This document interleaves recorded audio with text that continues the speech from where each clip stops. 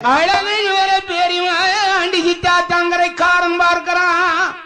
ஆகா, நம்மளை சற்றேலும் மதியாமல் பங்கு போட்டு கறி எடுத்து கறி வச்சு சாப்பிடணும் நினைக்கிறான். நினைக்கிறான் உங்களை கூடாது கூடாது. அங்க பங்கேடு